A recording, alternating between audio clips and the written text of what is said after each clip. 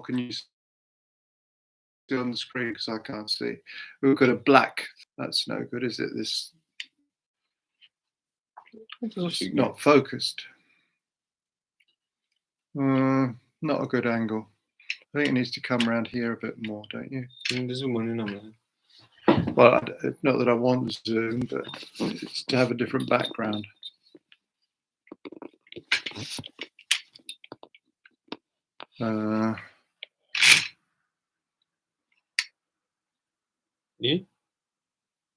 Yeah. Can't see Dickens and Company. Okay. But you wouldn't be able to. Well, maybe I'll wear something else then. Jó. It's not clear. Nem annyira clear, igen.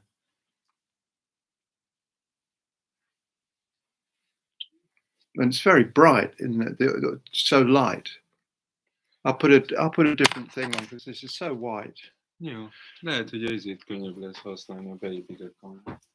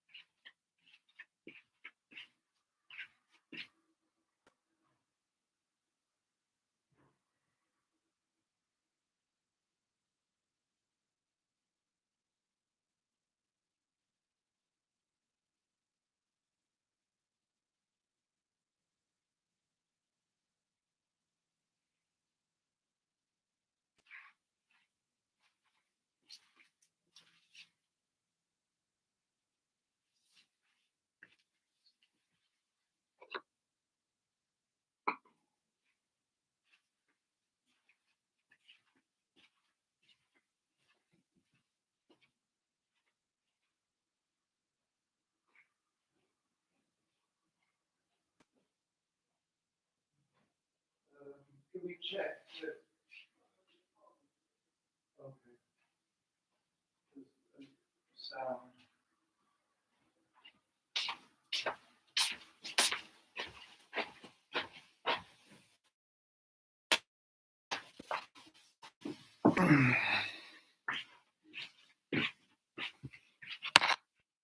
I can't see. Most már live vagy. Látja? What? Live vagy. It's on. Hozom a telefonomat, megnézem, hogy látom.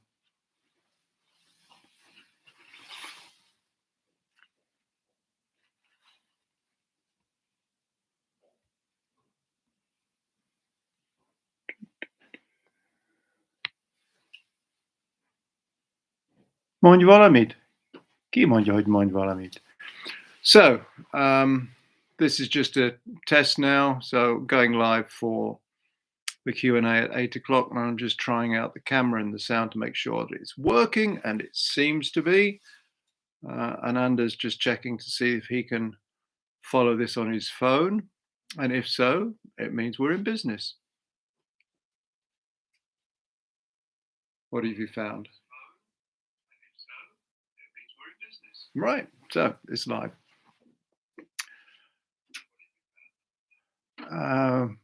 Ananda, there was another screen that was giving some details about, who was on and where the chat's going to be. So what should I be looking at? Chat here. Itt fognak jönni a üzenetek. So somebody's written mondj valamit. Nem, az neked írja YouTube, hogy say something. All right. So it's in Hungarian. Mm-hmm. But it's only on your end. Right. But any comments that will come up there. Yeah.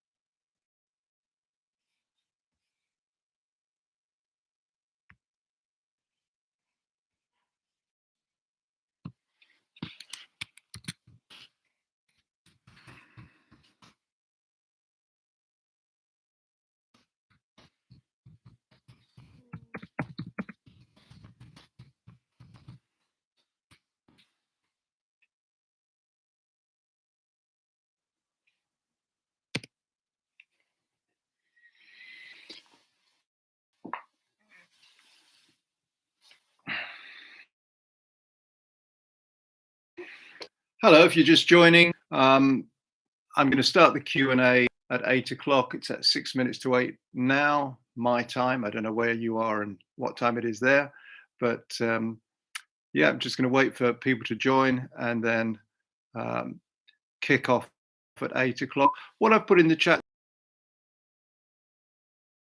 you are, I get an idea of who I'm talking to, who's there, and how multicultural, multilingual, multinational this event's going to be.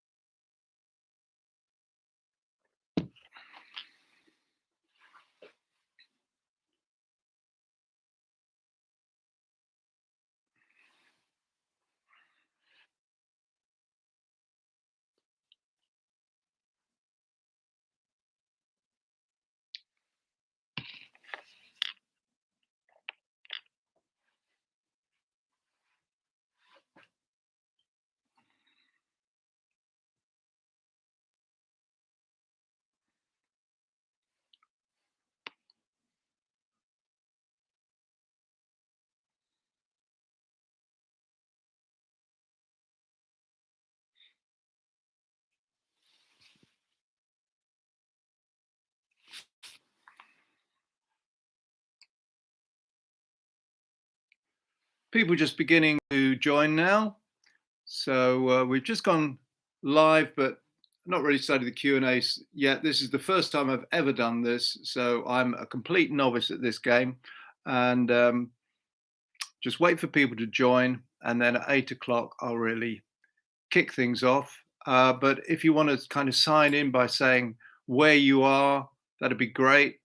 And just get an idea of who's there and where you are. I'm in Szeged, southern Hungary. It's 1st of February. We had very strong winds the other day, blew trees down, knocked tiles off roofs, that kind of thing. Not a hurricane, but a very strong wind for here. And it kind of blew away the winter. We had snow and ice for several weeks. Now the temperature's above 0, but we're promised a cold front on the way. So winter's not quite done yet.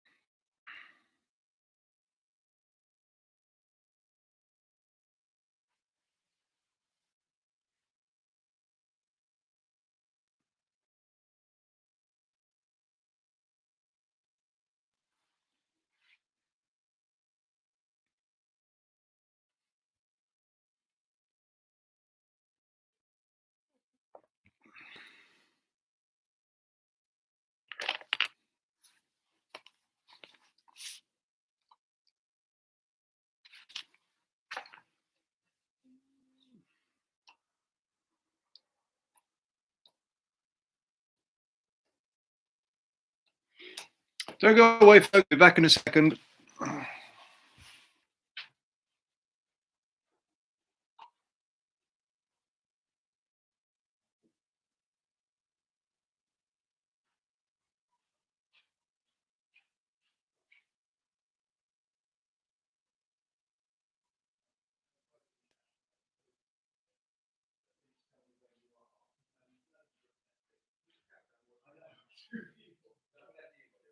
Yeah, probably you. No, it's a guy called Jason. It's you. You're Jason Statham. Oh, brilliant. Thank you.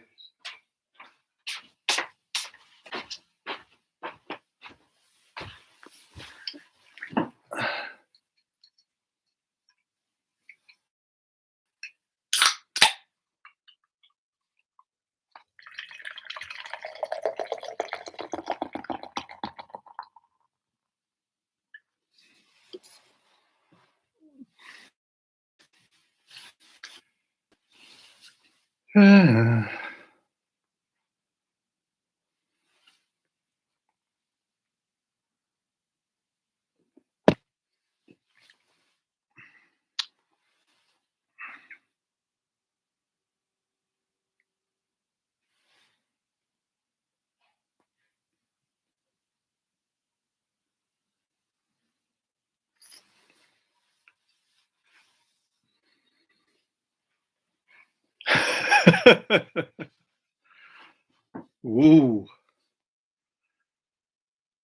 So I've got a viewer watching from downstairs. I wonder who that is. I can't imagine. Burglar.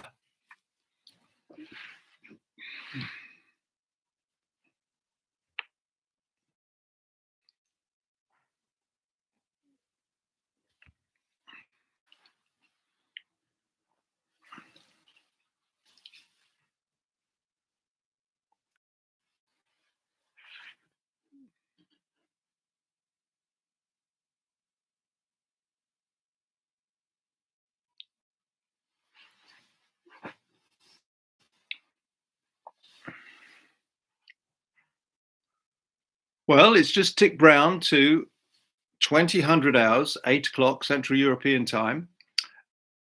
And I ought to be starting my live question and answer session to an audience of precisely me and Ananda. So whether or not this is an accurate representation of the number of people out there who are tuning into this live feed, only time will tell. But I'm going to kick off by asking a question to which I hope there will be an answer. But if there's nobody out there, there isn't going to be anyone to answer it. But I'll start off by saying the question that I had for you, first of all, was if you're reading David Copperfield, what edition are you reading it in? Now, you know that I've been following David Copperfield using, here we are, the original part. So this is, in fact, the last part, the double issue of the original 20 parts.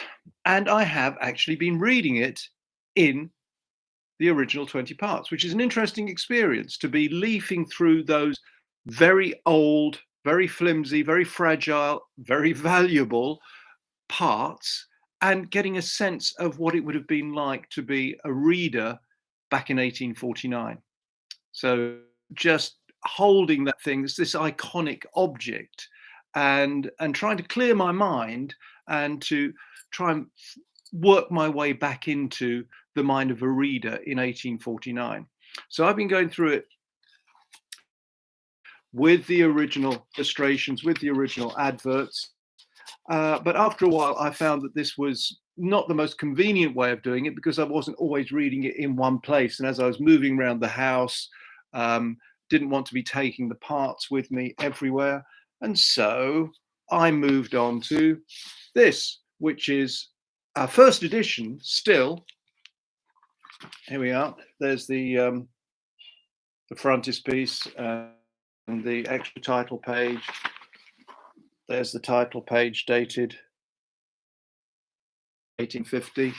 So I've been reading this, and it's actually got very nicely preserved illustrations in that as well. So I've been reading that, and I've also been reading this, which is the Penguin, David Copperfield, very thick and chunky. I was also reading the Wordsworth edition, which I found easier on the eye, better print in there. So if you're still hesitating over an edition to read the Wordsworth edition, I would recommend, but lend that to a friend. And it's got some very good notes in it. The Penguin Copperfield has also got some good notes, but not quite as comprehensive actually as the Wordsworth edition. So that's my first question to you. If any watching would like to say what edition they have been reading and whether it's illustrated or not. Particular nugget. Here we are. Keith Hill, London N2. My goodness. So we have a viewer in London. Hi, Keith. Just going through the editions that I've been looking at, wondering what editions other people have been reading.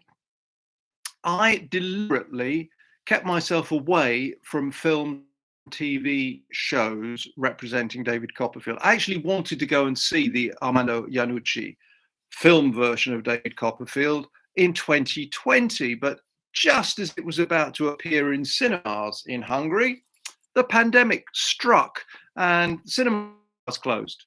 So I haven't actually seen the Armando Iannucci film version, and I haven't seen any version of it since probably the 1960s. The only one I really remember is the one with W.C. Fields playing Micawber, and that's from the 1930s, and I saw that probably 50 plus years ago. So I haven't had any actors or actresses in my mind while I've been imagining the characters of David Copperfield. I just wondered if any of you have any views about, oh, this is how I saw Micawber, or Aunt Betsy was like this, or David looks like this, or whether you've rather, imagined the characters from your own imagination, or by using the illustrations of Fizz or some other illustrator. So there's a question. If anybody would like to respond to it in the chat, I'm happy to read it and see what you have to say. Well, I found the illustrations by Fizz extremely good and very, very interesting. It seems to me that he has done a great job, that he and Dickens were very much in cahoots about how this book should be illustrated. Although there has been a bit of chat in comments on various videos that I've done about the Peggotty's boat. So if you know the illustrations to the original edition, the ones that I've been using in my videos, you'll know that the Peggotty's boat is upturned on the beach at Yarmouth. And that's how I've always imagined it, this upturned Noah's Ark. But if you read the text carefully, Dickens nowhere states that the boat's upside down. So it's Fizz's interpretation of the text. And someone asked the question, well, who decided this? Was it Fizz or was it Dickens? And did Dickens approve? Well, I'm sure Dickens did approve, because if he hadn't done, he wouldn't have allowed the illustration to appear. And I think he probably realized that Fizz had hit on something very good. Dickens doesn't say anywhere, how the chimney comes out, what the door is like in the boat. But if you think about the boat being the right way up, it would be more difficult to construct a house out of that than out of an inverted boat. So I think it was, very well spotted by Fizz that that's how the boat should look. And it's since become an iconic image, although some subsequent illustrators have realized that the upturnedness doesn't appear in the novel, and they've chosen to make the boat the right way up. Although I'd say with a flat roof, you're going to get a lot of rain getting in. So I think a corked hull of a boat as a roof is much better than a flat roof. So that's my take on the Peggotty's boathouse. Anyone joining in? If you're just joining, if you'd like to just sign in, say where you are, and I'll say hi. And nice to have you here. Okay. Well,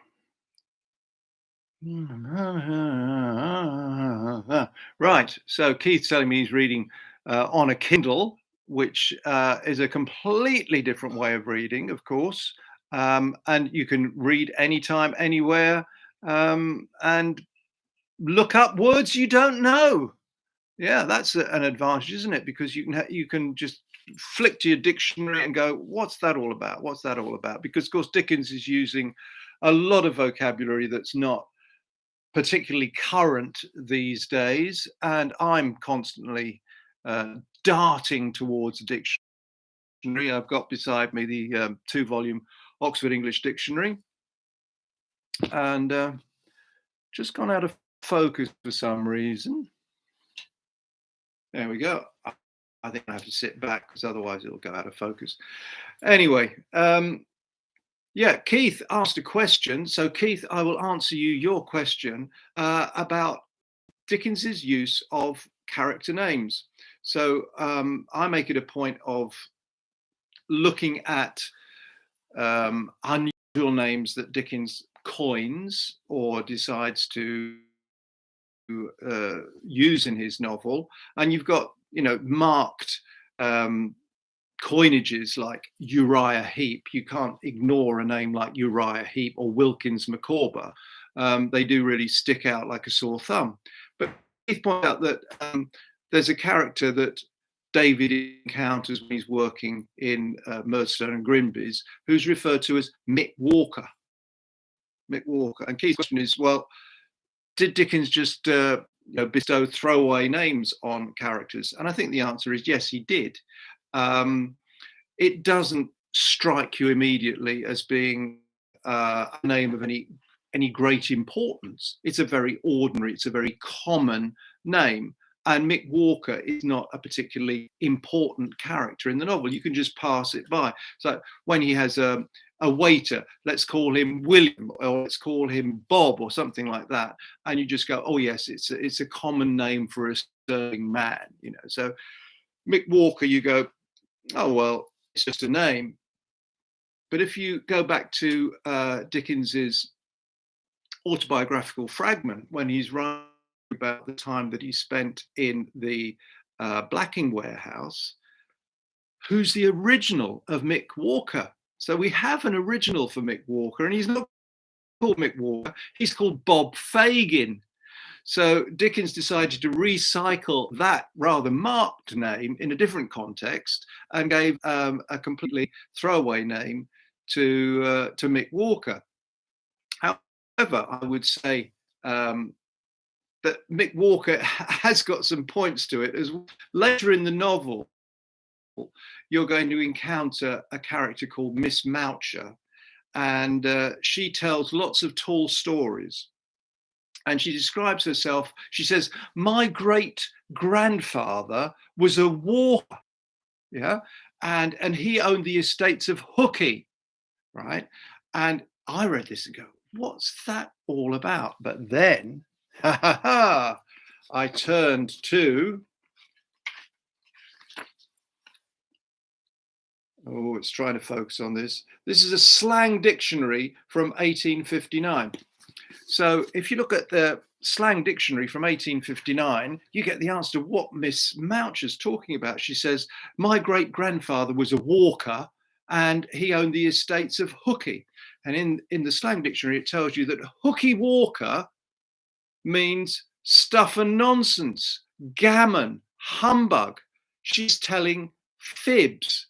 And the word walker on its own, if somebody said, oh, that's Walker, it means it's a lie.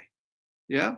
And I'm thinking, well, that's gone out of currency altogether. Nobody thinks of that in 21st century British usage. But something I remember from my youth is, well, that's all my eye and Betty Martin. So you've got another name there for something that's not true. All my eye and Betty Martin. Mm-hmm. In the 19th century, it was Hookey Walker or just Walker. So Mick Walker, he's a made-up character. The original was Bob Fagin. There you go. Who's here? If you just joined and you'd like to write in where you are, I'll say hi and welcome you to this little Q&A on David Copperfield. Gerard Martinez wrote me a few questions. I wonder if he's here. I wonder if he's going to join and find the answers to his own questions. So he wrote in about Aunt Betsy. Aunt Betsy. And we've all met Aunt Betsy. Even if you've only read chapter 1, you've met Aunt Betsy.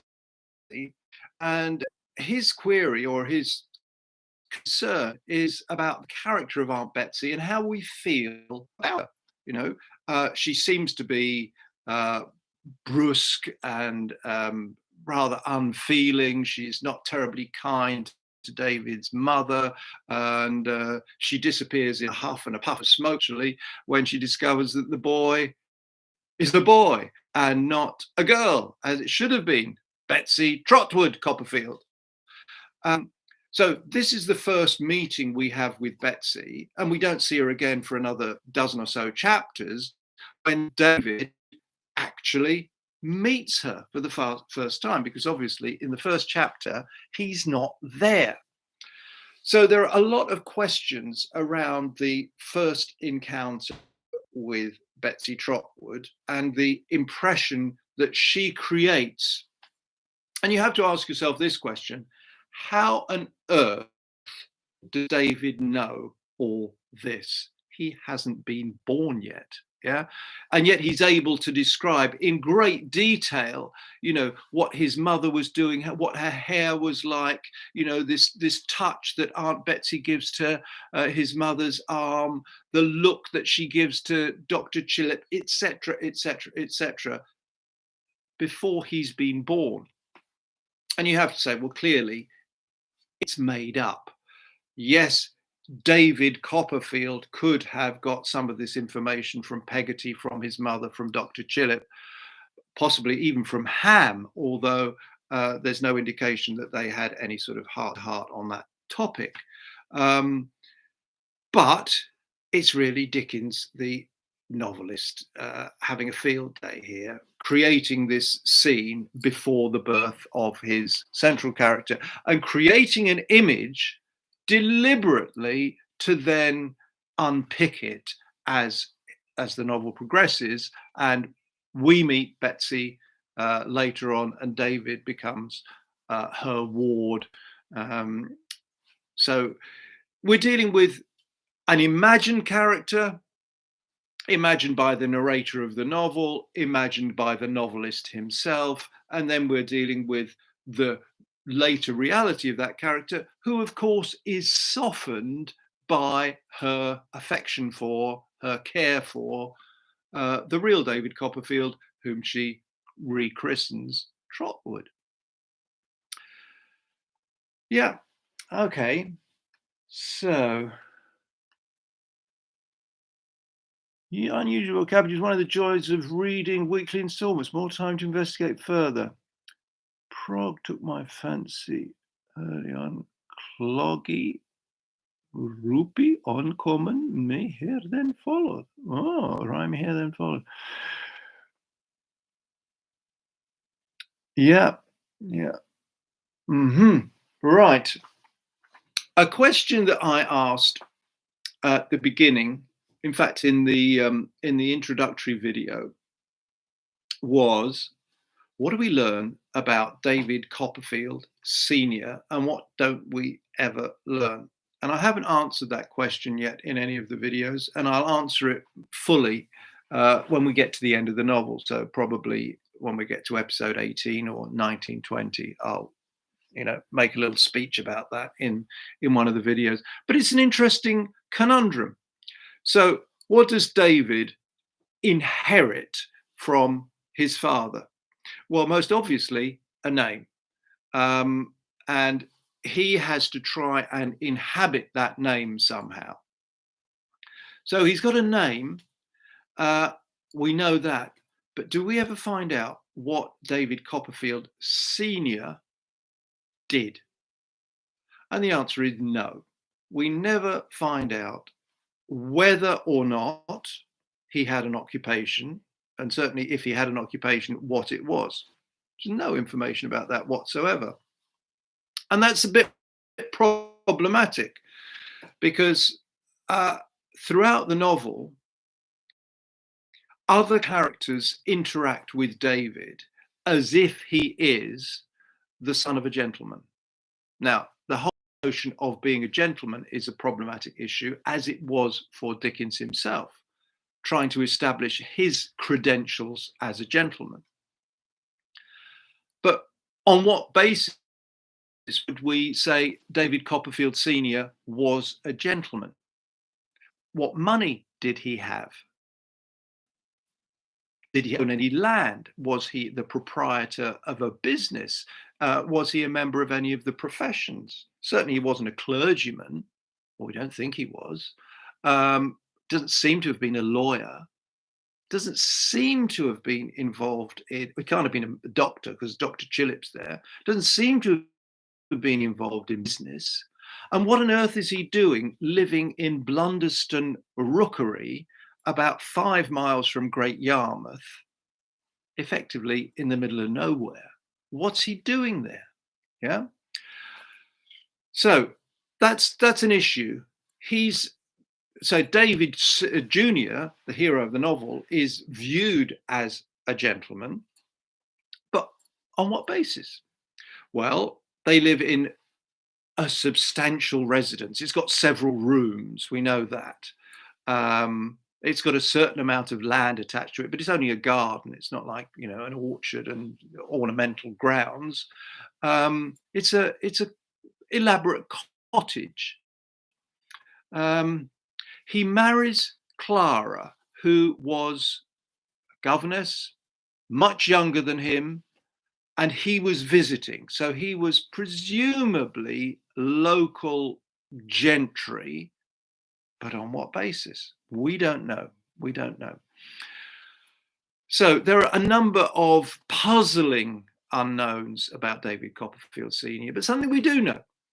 He had a library. He had a library which had 18th century novels in it, like Defoe, Smollett, presumably Sterne as well, although Dickens doesn't mention that, Gil Blas.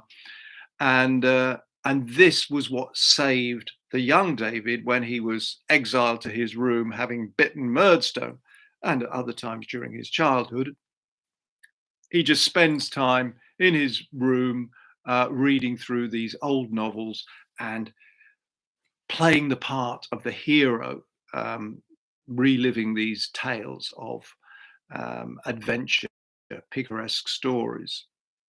And of course, this mirrors Dickens's own real experience, and this is something that he did indeed inherit from his father, and which he had to pawn when the Dickens family got into debt. He actually had to take the books physically to the pawnbrokers and get rid of this collection of 18th century novels. So that's one thing that we do know about him, that he had a collection of old books. Something else we learn. We know exactly how tall David Copperfield Sr. was. 5 feet 9.5 inches. Now, does anyone remember that detail from the novel? It's actually, camera's gone out of focus. Yeah, it's actually Mr. Omer, the undertaker in Yarmouth, who remembers burying David Copperfield, and that he was 5 feet 9.5 inches tall. And just as an aside, I'm very interested to know how tall Charles Dickens was. The whole Dickens family were not particularly tall. His son Plawn was, well, he wasn't quite a midget, but he was probably about 5 feet tall as an adult. And Dickens himself was not very tall. But what does that mean? How tall was he? I don't believe he could have been less than 5'6", maybe 5'8", and maybe on a good day when he was feeling generous with himself, he'd have said, "Oh, I'm 5'9.5". I don't know. But David Copperfield Sr. has that precise measurement as he was measured for his coffin by the undertaker. And there's something else we learn from Mr. Omer, the undertaker, when David goes back to visit him in Yarmouth many years later, and Omer doesn't recognize him. He introduces himself and he goes, now I can see. Yes. Oh, yes. You look very much like your father. And of course, David's never heard this before. No one's ever said to him that he looks like his father, because there's no one around to remember it. Possibly Aunt Betsy could have done, but she never does say that. So he was kind. We learn that he was kind-hearted and probably too lenient, too tolerant, too forgiving of his wife Clara. I wonder if David inherited that characteristic as well. So, in short, as Mr. McCorble would say, we don't learn very much about David Copperfield Sr., and there are a lot of gaps that we try to fill in for ourselves, but I think really we fail to fill them in. Hello, Duncan here and Gerard. Gerard, I've already answered one of your questions, but about Aunt Betsy, but I'm going to answer another one now. So, Gerard asked, a bit later on in the novel, if we've only got up to chapter 15, you won't have read this yet, but it doesn't really matter. It's not going to destroy your enjoyment of reading the novel. David becomes indentured or apprenticed to a law firm at Doctors' Commons. So Spenlow and Jorkins, or Jorkins and Spenlow, in Doctors' Commons. This is in the heart of London. And he doesn't receive a salary. So he's working for nothing, but not only is he not earning anything, but his Aunt Betsy has to pay for the privilege of him being allowed to work there and train as a proctor. A proctor. And the cost to Aunt Betsy is £1,000. £1,000 to allow David to work there and earn nothing. And Gerard's question was, what was £1,000 whenever this novel is set in today's money? Well, it's a good question. And of course, there's no precise answer, because some things have gone up, exponentially, and some things, we can't really compare because they're not in use anymore. But if you go to the National Archives, I think it's actually called nationalarchives.org, which is where I got the information from. In fact, there are plenty of sites online that are currency converters for different periods of history and for different countries as well. So if you want to find out what things were worth in America in 1860, you can do that. But the National Archives has got a currency converter for any time from the 13th century right up to the present day, giving you a sense of what things were worth then and now. And so I just typed in £1,000 and I put in a year. Now, this is an interesting question as well. What year are we talking about? And I'm going to come on to this in a minute, thinking about when the novel is set. But let's say we're talking about 1850. Okay, so when Dickens is writing the novel, 1849, 1850, if we take that as the date, then we get something like 80 times the value. So £1,000 in 1850 would have been about £80,000 in modern money. And if you think about that, that is an awful lot of money to be shelling out for the privilege of being allowed to work for nothing, which is the case for David in Doctors' Commons. So we're dealing with substantial sums of money, and that was how people got into the professions in the mid-Victorian era. And just to, as an aside to any of this, that was how officers became officers in the army. Yeah, you had to buy a commission. And in the 1850s, of course, Britain was involved in the Crimean War, which was a disastrous campaign. The charge of the Light Brigade, the siege of Balaclava, etc., Sebastopol. This is when Florence Nightingale became famous for, treating men in the field there. But the decisions made by the commanders in the Crimean War were atrocious. They were not professionals. They were not really good officers. And it was only later on that people could get high up in the army on the basis of merit, on the basis of passing exams, rather than buying commissions and getting aristocrats running the army.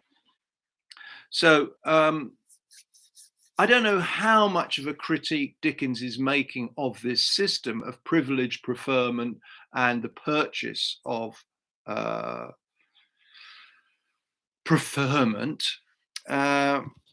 in David Copperfield. It's not overt. I mean, he makes some disparaging comments about the system in general, but about that particular element, he doesn't really say very much.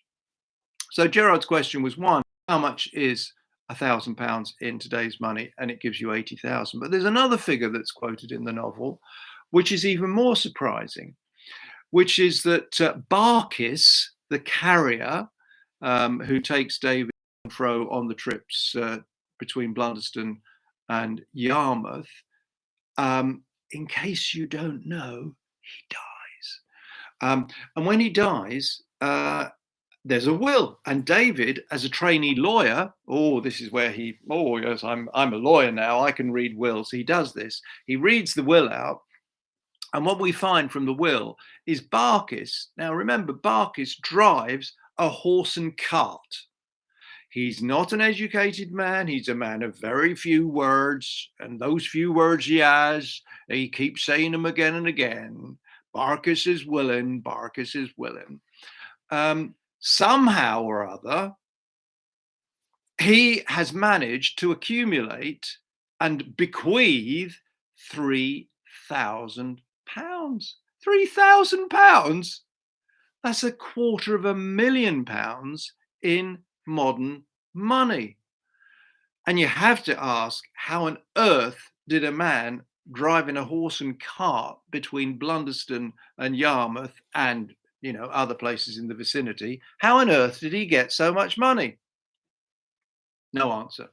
So there is no answer to the conundrum of where Barkis's money comes from. And I have a more general question. Where does money come from in David Copperfield? Where does money come from? Well, I've devoted quite a considerable amount of thought to this. Who actually earns any money? Who does any work? It's a tricky one. The only people in the novel who are actually producing anything are Dan Peggotty and Ham Peggotty, fisher folk. They're going out in boats and catching fish and selling them at market. We don't get any indication of how much they earn, so that we don't have any sums of money associated with their, the product of their labor. But I don't think we imagine that they're well off, that they earn, they don't have a lot of surplus from their work. They sell the fish or the shellfish, they eat the fish, and they live in an upturned boat on the beach. So it doesn't suggest that they're terribly well off, but they're kind-hearted and generous. So those people earn their keep by producing something, by getting fish out of the sea. Other people are involved in service industries, really. So the lawyers, the doctors, they're earning money, but they're not producing. They're receiving money from their clients, who must have earned their money, inherited their money somehow.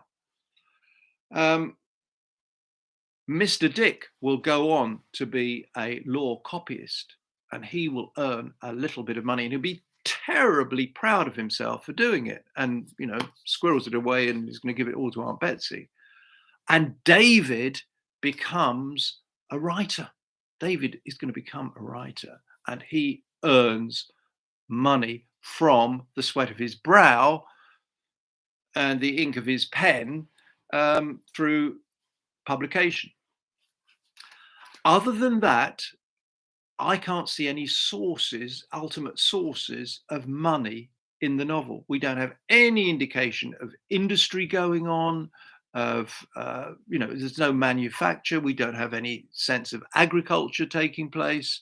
I know it's there in the background somewhere, and there is mention of the value of a bushel of corn, but there's a mystery about the source of money, where it comes from, and we don't have any idea, absolutely no idea, where Aunt Betsy's money comes from. And she has, relatively speaking, a lot of money. It will turn out towards the end of the novel how much money she has, and she has more money than Barkis, I can tell you. So she's a wealthy woman, but how she got that money, never having done a day's work in her life, who knows? So as you're reading through the novel, maybe, every time money comes up, think about that. Mostly we're dealing with small sums. And for those of you who are not familiar with the pre-decimal monetary system of England, very quickly, pennies, shillings, pounds. 12 pennies in a shilling, 20 shillings in a pound. And there's also mention of guineas in the novel, and a guinea is the same as a sovereign, and it's 21 shillings. Oh, 240 pennies in a pound. How could anybody cope with it? Well, we all did growing up in England before decimalisation in 1971, and it was a favourite topic for arithmetic in school. Learning how to multiply £1, 13 shillings and fourpence halfpenny by 19. Why would you want to do that? Well, if you become a clerk, you'll need to learn to do that. Before computers came in. Okay, so here's one. So David Copperfield the Younger is not just called David Copperfield. Why?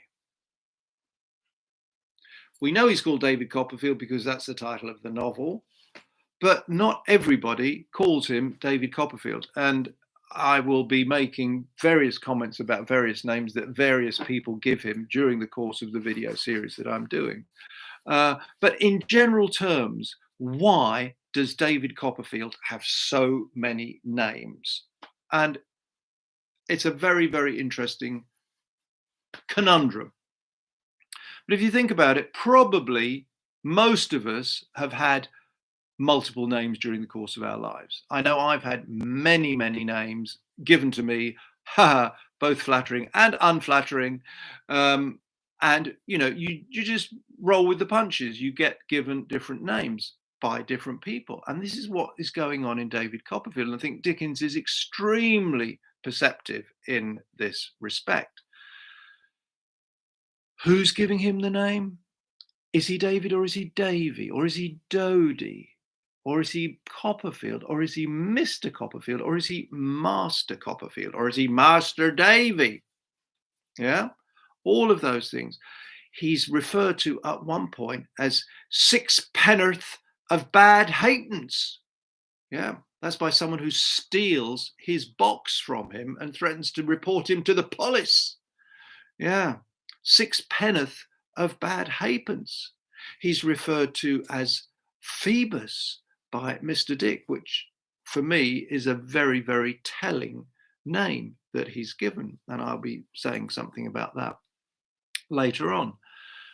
But the names that people give to David indicate status, his relative status to them, his age, degrees of intimacy, and, well, one of the most famous of the nicknames given to David is Daisy, which is Steerforth's nickname for him.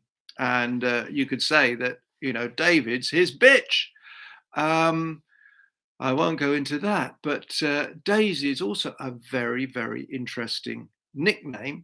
It's a girl's name and given to a younger boy by an older, vigorous male. You wonder why. And probably the most famous nickname of all, which I've alluded to in the videos, is Brooks of Sheffield. Yeah, Brooks of Sheffield, which is a coded reference to Dickens, sorry, not to Dickens, to David being sharp like a knife, knives being made in Sheffield. And that because he's sharp, the people that Mr. Murdstone is talking to about David shouldn't refer to the charming widow, his mother, because this will get back to Clara Copperfield. And Murdstone wants to play his cards close to his chest and doesn't want to reveal his dastardly intentions until later on. Okay, so Murdstone's wine bottling factory. Keith says, yeah, bottling, I don't think it is a factory. It's a warehouse. It seems that what they're doing there is just collecting together orders. Yeah, so that this is presumably for the export trade. Right, they're right down by the river at Hungerford Steps on the Thames. And the way I understand what was going on in Murdstone and Grimby's is that they are collecting together. It could be wine, it could be rum, it could be gin, it could be whiskey, probably to go out to India. Yeah, because, you know, huge presence of Brits in India, and these would be consignments that have been loaded onto ships and then just sent out there. So I don't think there's any manufacturing going on there. It's simply a collection point for dispatch. Right. So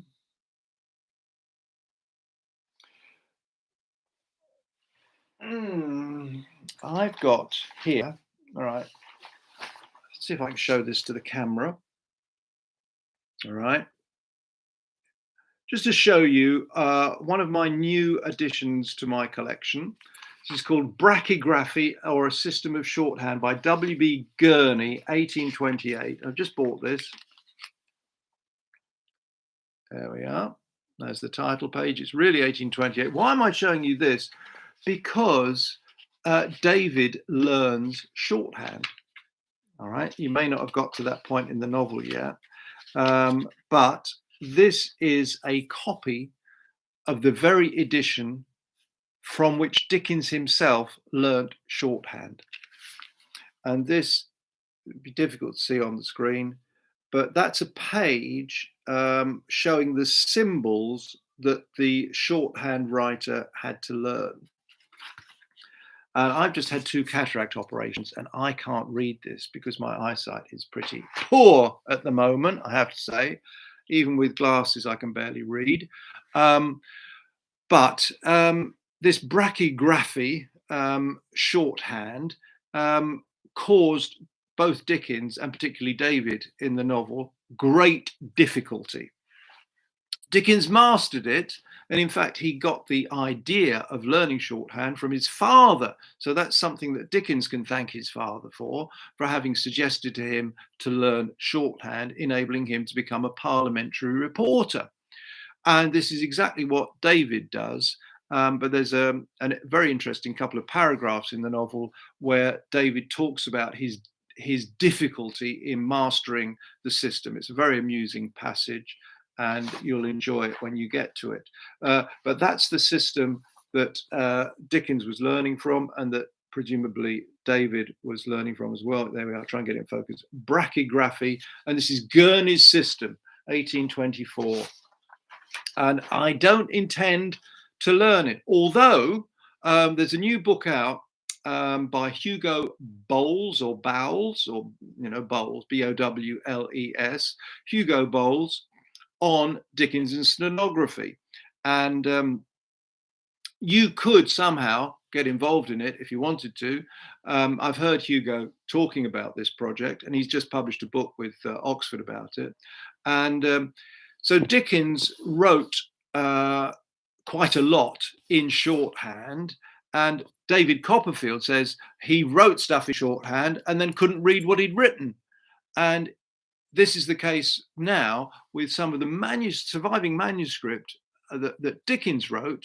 that nobody to this day has been able to decipher, because this system is so tricky and so ambivalent.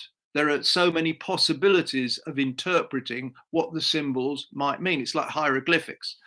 And nobody has yet completely cracked the code to understand what it is that is preserved in Dickens's shorthand. It's probably only reports of parliamentary speeches, but there's a possibility that Dickens could have written down, the outline of a novel that he never wrote in shorthand. So there's a book out now about that precise topic, if you want to follow it up. Right.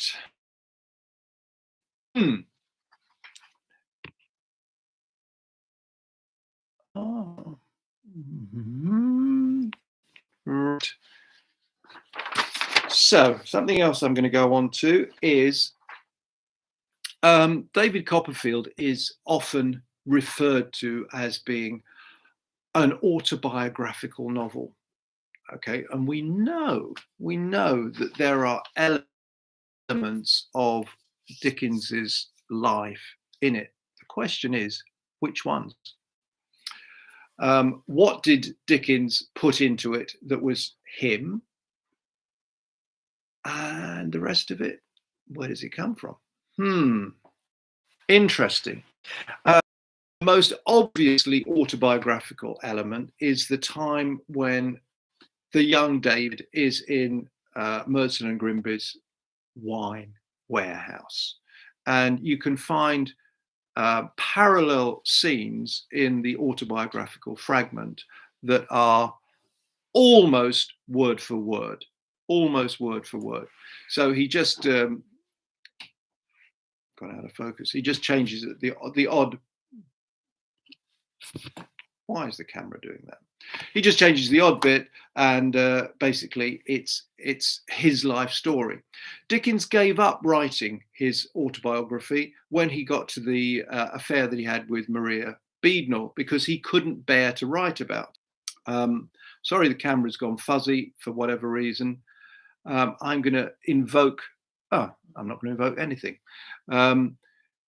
Maybe I just have to sit still. Yeah, when he got to the point of his abortive love affair with Maria Beadnell, he couldn't bear to go through with it, and he abandoned his autobiographical fragment. But he mentioned this to John Forster, and Forster then suggested to Dickens that it might be a good idea to write a novel in the first person. And Forster had recently read Jane Eyre, Charlotte Bronte, although when it was first published, it was attributed to Currer Bell. So it seemed to be by a male writer. Nobody knew at the time that it was a woman writing. Of course, we all know now. And this was published in 1848.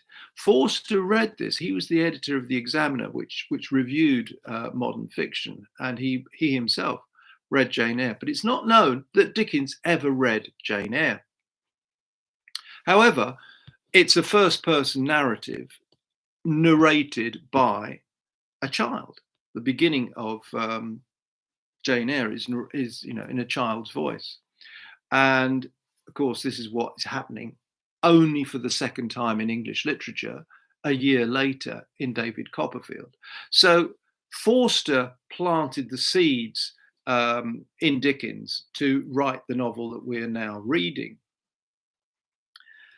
And when he got to what shall I do with David now, it's now I'm going to use this material from my autobiography, which I'm not going to publish as an autobiography.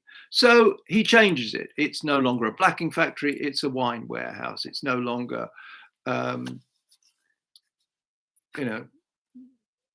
it's not him, it's David.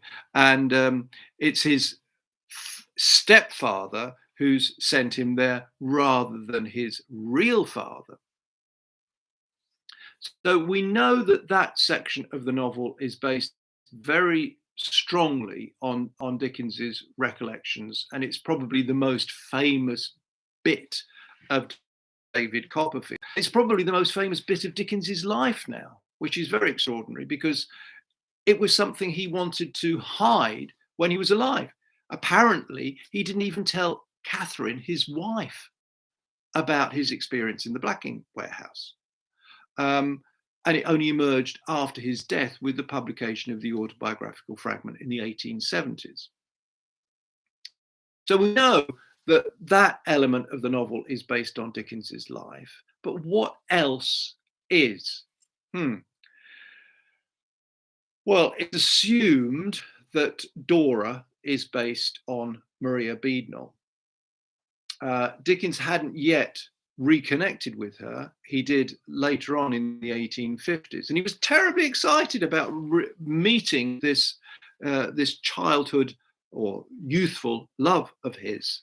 But he was extremely disappointed when he actually met her, crestfallen, depressed, and turned the older Maria Beadnell into Flora Finching, who was a humorous character in, I think it's in Little Dorrit. Yes. So we can say possibly Dora based on Maria Beadnell. Certainly the romantic aspirations and feelings of David seem to echo Dickens's own feelings as a very romantic young man, probably aged 17, 18. What else? Well, certainly not the childhood in Blunderstone. That's not from Dickens's own experience. This is entirely made up and based on what? Well, he made a brief visit to the Yarmouth area before he started writing, but pretty much the early childhood of David is a composite of simple imagination and Dickens's own recollection of being a child, because he does say he has a very, very strong memory of his own childhood and great powers of observation. So when you're dealing with the very, very narrow confines of an infant's life, you don't need to go into the big wide world. You don't need to have lots of characters. It's just about his perceptions of his mother, the immediate environment the house is in, the size of things in comparison to him. So I think that's to a degree autobiographical in that it's about his recollections of childhood. And then you get the section of David training as a proctor in Doctors' Commons and as a parliamentary reporter and becoming a novelist. And you say that Dickens is reusing material from his life in fictional format. About the other characters, there's plenty that could be said. Clearly, the Micawbers are based on Dickens' parents. So this is John and Elizabeth Dickens that he put a remove from himself. So rather than have them as being the cruel parents that sent him off to work at the age of 11 in a blacking warehouse, and his mother who didn't want him to leave the job even when the debts of the family had been paid and he could have been sent back to school, Dickens couldn't bear to put that in a novel. But once he'd created the Micawbers and kind of transferred the feelings that he had onto these other people, they're not his parents. They're not really responsible for him. And they can be figures of fun. They can be comic characters. So Mr. Micawber is a great comic creation. But the verbosity, the grandiloquence, the aspirations, the depression, the melodrama of Micawber are derived from John Dickens. And Mrs. Micawber has got elements of Elizabeth Dickens. She's also parodied in a way as Mrs. Nickleby in Nicholas Nickleby. So he's using characters that he knows very well in his novel. And as we read on, I think you may well see that there are other figures from Dickens's life who are drawn upon in creating characters in David Copperfield. Is there anything autobiographical at all in David being a boy, not the girl his aunt had hoped for? Well, it's the toss of a coin, isn't it? And I think there's this sort of kind of aleatory element to it. And speaking of a toss of a coin, I'm going to get one.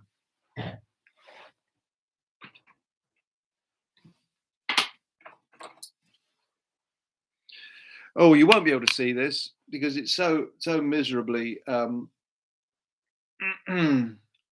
aged. But I can tell you that this, which I have in my hand, is an 1806 halfpenny. So it's a real halfpenny from 1806. And on one side, it's got George III, the picture of the king. Okay, so the king's head. And on the other side, what do you know? It's got a female figure, Britannia. And I think that's in there. That's in there right at the beginning of the novel. Like on the one side, you've got a female representing the country, the personification of Britain, Britannia. And on the other side, you've got the king. And there we go. So male or female, heads or tails. It's a matter of choice, chance. And there's another story. There's a story that I've read actually this morning. It's called The Bloomsbury Christening, and it appears in Sketches by Boz, one of Dickens's earliest stories. And it features a character called Nicodemus Dumps, who's a sort of Scrooge figure, and he hates humanity. And if there's anything he hates more than anything else, it's a child. And he is asked to become the godfather of a child that hasn't been born yet. Aunt Betsy, child that hasn't been born yet. Nicodemus Dumps. Okay, so his nephew says, will you be the godfather of my child? If it's a boy, I'll need 2 godfathers. And so Nicodemus's Dumps' first reaction is, well, if it's a girl, you won't need me then, right? Trying to get out of it. And if it's a boy, well, children are prone to fits, and you know, it's quite likely he'll die within a day or two, so there won't be any need for a christening. This is his reaction. So it could be a boy, it could be a girl, and with any luck, it'll die.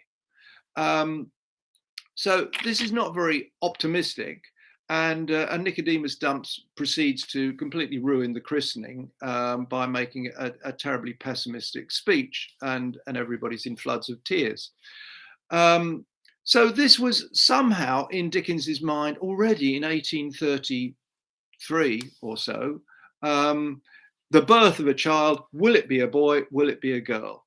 And you know, this is what's going on in David Copperfield. We know it's going to be a boy, because the novel's called David Copperfield. But that's the chance you take. Right. What have I got next? Yes. So, and it's on the same theme, really. First chapter of David Copperfield is called I Am Born. I Am Born. And it's an open question, and I don't think that I've got the answer. How many times is David born in the novel?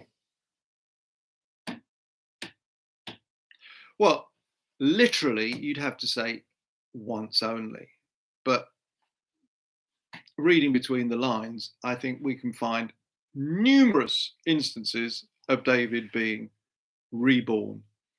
And if you've watched the last part that I put online, which is part 5, and there's that picture. Right, Gerard's just put a question in. I'm going to answer that in a minute. Yeah, the picture of David with Mr. Dick and Aunt Betsy and the Murdstones, and David is in the corner of the picture, swaddled in Mr. Dick's cast-offs and tied round the waist with a bit of string. And I didn't do this in the video, but if you compare the two pictures in that part, this is part 5, you've got the picture of David standing next to Aunt Betsy in the garden, and he's just arrived, footsore from London, and please, Mum, I'm your nephew, David Copperfield. It's a very poignant moment, and you look at the David in that picture, which is the same David that is going to appear in the next picture with the Murdstones and Mr. Dick, and he's twice the size.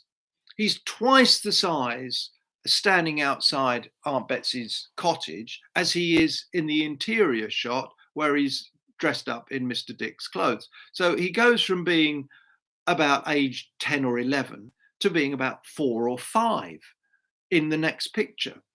And it's not that Fizz is such a useless illustrator. I think this is quite deliberate, that,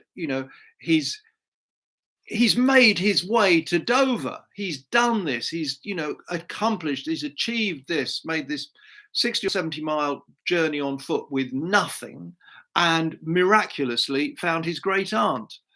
And then, he kind of collapses and is put to bed. And when he gets up the next day, he's a baby again. And David actually says, "Thus I began my new life with everything in a new name and with everything new about me." So this is clearly a rebirth as Trotwood. I won't specify where else in the novel I think David is reborn, but there are several, and look out for it. Where do you think, oh, is this a rebirthing scene? And in a way, the whole of David Copperfield is a quest for individuation. So David is trying to find himself, isn't he? He's trying to find himself. When he meets Dora, I was lost. Yeah. Well, he's totally lost. He's fallen head over heels in love. And he has no critical faculty whatsoever to see, what's going on. And it takes him a long time to get over that. So he clearly hasn't found himself completely then. And he'll have to go through a number of traumatic moments, let's say, in order to reach maturity, if he does at all, if he ever becomes truly mature. Okay, a few more people have joined. Hi there, if you just joined. Gerard has just written in, "Can you talk about the call?" Now, the call is something that I am still wrestling with, really. And it's clearly of enormous importance symbolically within the novel. Yeah. But what is it about? What is going on with the call? So the call is a covering on the head of a newborn baby. It can cover the entire fetus, but usually, historically, it happens very rarely nowadays. Apparently, it's like a little cap on a baby's head, and it had to be peeled away very carefully, and it was then preserved. Generally speaking, it was preserved because there was this superstition that it would protect the owner or the bearer from drowning. So this is something that Dickens is using as a leitmotif in the novel, that it's going to protect somebody from drowning. And we learn the history of trying to sell this. Although I have to say, how on earth could David Copperfield be expected to know the subsequent fate of his call 10 years later, being sold to an old lady with a handbasket? Was he there? Did he see her counting the halfpennies that she was going to pay this with? And how does he know that she never went on water and, only went on a bridge and died in her bed at the age of 92? You have to say this is Dickens's fantasy, or David Copperfield's fantasy, if you believe in David Copperfield. How in reality this could have been known is, very hard to justify. Anyway, the call to protect from drowning. Well, I've mentioned on numerous occasions already in the videos that there's a lot of drowning in David Copperfield. And so clearly this is a theme that comes back and has some importance. But why should David Copperfield have been born with a caul? Good question. Apparently, it's something like, now I'm trying to recall the figure, I don't want to misquote this, something like 1 in 80,000 births. I checked this out online, but I can't remember the exact figure. But it's a very, very large number. Very large number, or 1 in a large number of babies, live births, with a caul. So it's rare. But then there's a very nice list online of famous people who were born with a caul, right? And that throws up 2 incredibly interesting parallels, if you like. Well, I won't go into it in this chat, but there have been, and will continue to be, because I'm going to be doing it, Freudian interpretations of David Copperfield. And guess what? Sigmund Freud was born with a caul. And David Copperfield was his favourite novel. Well, there's a coincidence, isn't it? And there's another famous historical figure who was born with a caul. George Gordon, Lord Byron. Lord Byron was born with a caul. And if you've got that far in the novel, well, you'll have encountered him anyway, you will know Steerforth is a Byronic hero.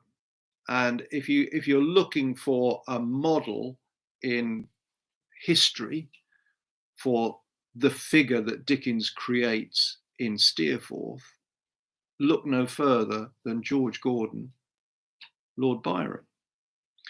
So you've got a figure that precedes David Copperfield and Dickens, who was born with a caul, and another historical figure that comes after David Copperfield, who was born with a caul. Oh, and David Copperfield was Freud's favourite novel. There's something going on here. Clearly, Dickens couldn't have known that Freud was born with a caul, because Freud was only born in 1856. So that's after David Copperfield. But there you go. That's an interesting one.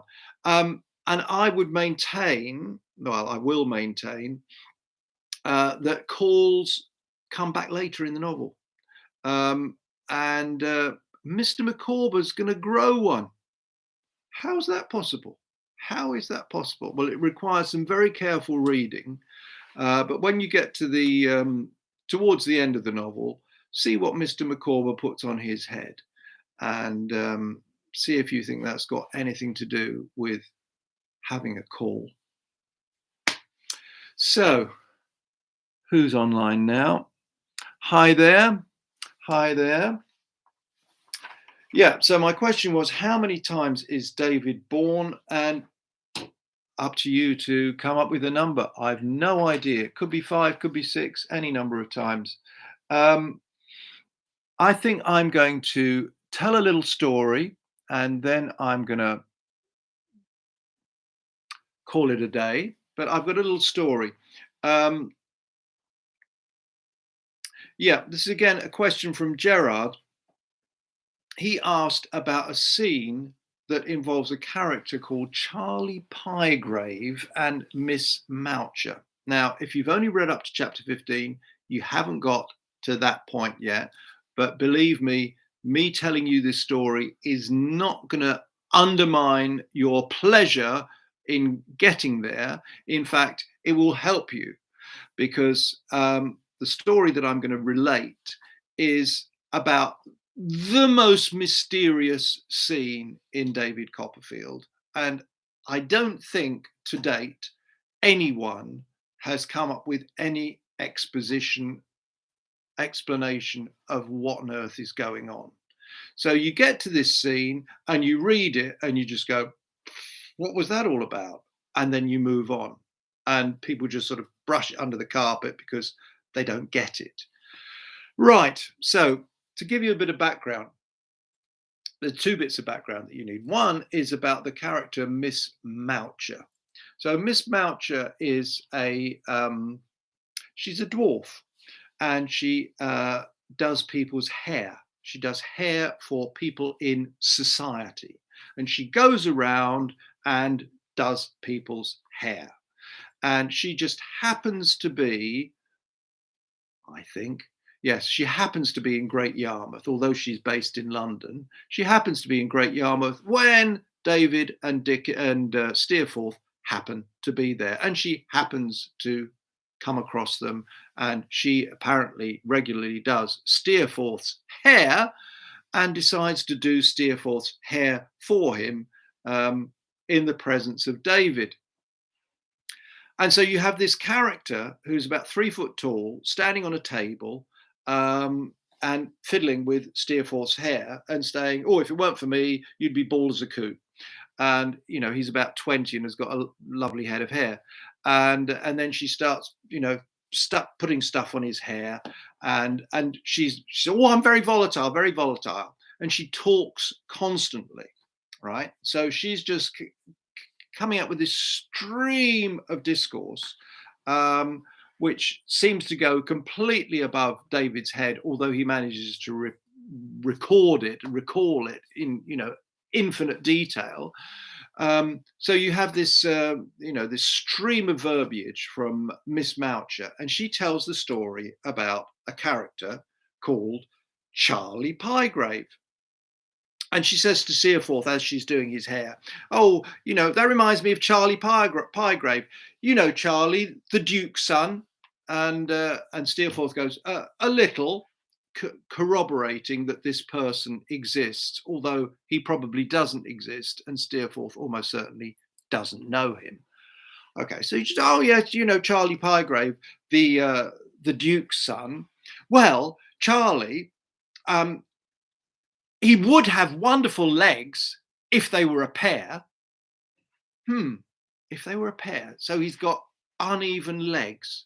And he's in the lifeguards. So he's a soldier, but a sort of ceremonial soldier. You know, it's like standing on parade or, you know, at the changing of the guard or something, with his fine mustachios and his fine uniform and his uneven legs. And so she's telling this story about this Charlie Pyegrave, and she says, Charlie, bold as brass, he goes into this shop and he asks the woman in the shop, he says to her, can I have some of that Madagascar liquid?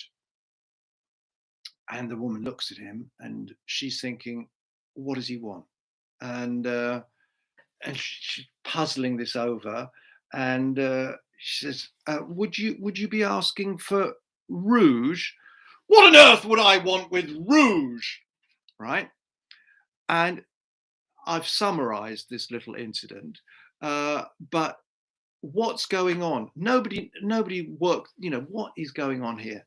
What you need to understand is that Charlie Pyegrave is being presented as a complete upper class twit, right? He is meant to be a total idiot who knows nothing about anything. And what he wants is something for his mustachios, one of those products that are advertised in the Copperfield Advertiser, one of those things that will give him luxuriant hair growth. Only he's so stupid, he can't remember what the product is called. And he asks for Madagascar liquid, which doesn't exist. Well, it does exist because I've done my research, because I was thinking, what on earth is going on here? Madagascar liquid. So I Googled in, Madagascar liquid. Is there such a thing? And there is. Oh, there is. It's a current product. It's being marketed in Madagascar right now as a cure for COVID.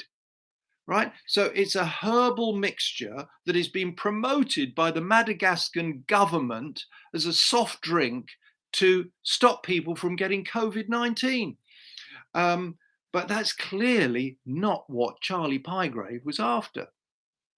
What he wanted, only he was too stupid to even remember what the name of the product was, is Roland's oil of Macassar.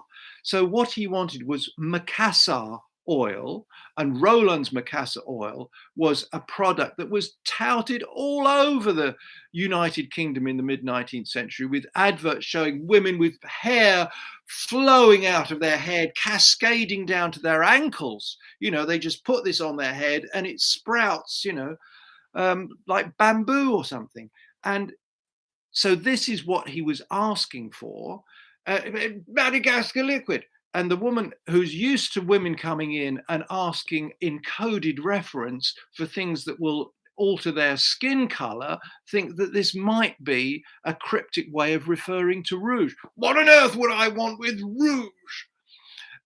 So it's a classic example of two people talking completely at cross purposes. It would have been perfect in a Beckett play. It would have been great in Monty Python, but it's in Dickens. And when I finally got the joke, I literally fell off my chair. So I don't expect anybody at this moment to be falling off their chair laughing at that joke. But when you get to it, at least you'll have an idea what the subtext is to that story and what Miss Maucher is going on about. So it's now 21:16. I've been live to you for an hour and a quarter. And thank you for attending. And I'm going to go now. So cheers, everyone. See you again soon.